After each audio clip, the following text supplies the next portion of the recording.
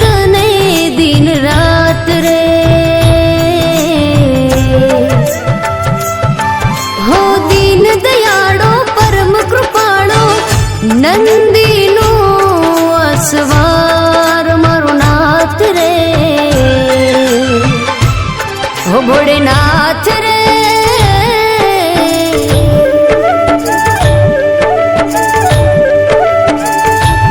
हो भोलेनाथ रे मैं जोई तारी शक्ति रे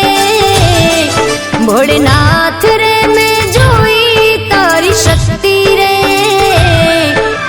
भोला तारी भक्ति मां अनेरी मस्ती रे भोला तारी भक्ति मां अनेरी मस्ती रे भोला तारी भक्ति मां अनेरी मस्ती रे हो भोलेनाथ रे मैं जोई तारी शक्ति रे भोला तारी भक्ति मां अनेरी मस्ती रे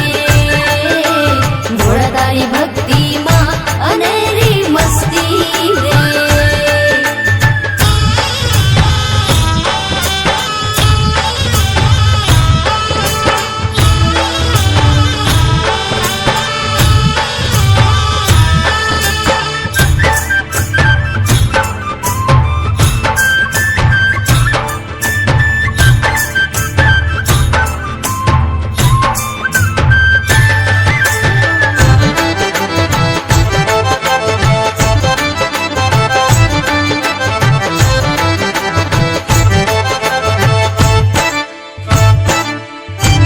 त्र्यम्बकं यजामहे सुगन्धिं पुष्टिवर्धनम् उर्वारुकमिव बन्धनम् मृत्युर्मोक्षयमामृतम् ॐ नमः शिवाय ॐ नमः शिवाय ॐ नमः शिवाय ॐ नमः शिवाय भोळा तराथी जीवन मारू तारा हाथમાં કર્મનું તાળું મારું મારું એ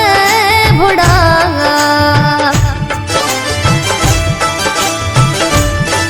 हो तू तारे के पाड़े भोळा सदाय रे जो साथे भोळा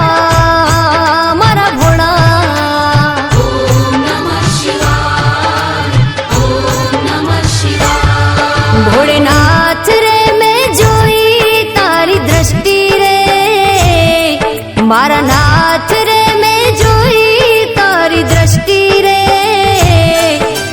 तारी दयाथी जगमा खुशियों वरसती रे तारी दयाथी जगमा खुशियों वरसती रे भोला तारी भक्ति मां अनेरी मस्ती रे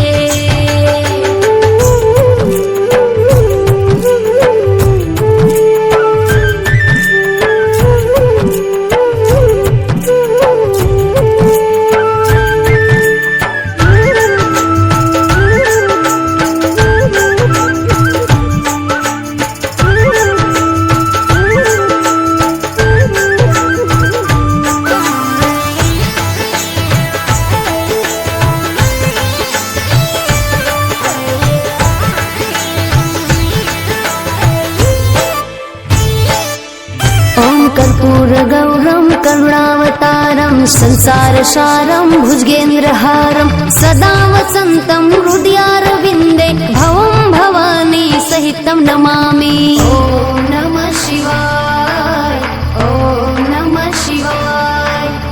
ॐ नमः शिवाय ॐ नमः शिवाय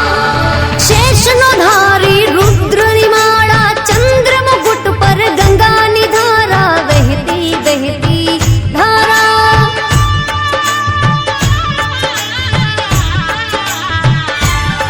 हो आदि अनादि थी तू अविनाशी भूतो भविष्य तेरे तो तू काशी मारा भोला भंडारी ओम नमः शिवाय ओम नमः शिवाय भोलेनाथ